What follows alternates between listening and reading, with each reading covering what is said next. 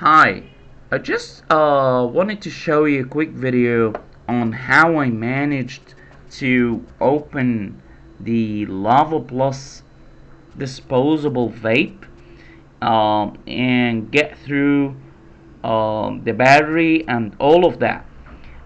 It's a successful attempt. I just got inside and saw the battery, and I think I can be able to recharge it and refill it back. Look, see, it's still working. Okay, and if I get my fingertips and try to move it a little bit, just like that, you can see the battery inside, the coils in the battery. It's there, and you can see the refillable sponge as well.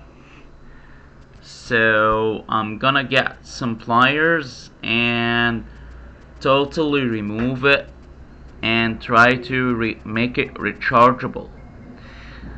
So that was the video for today for the Lava Plus Ice Grape disposable vape.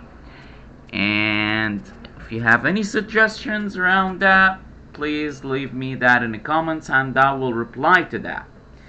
Again, thank you for watching, and I will see you next time.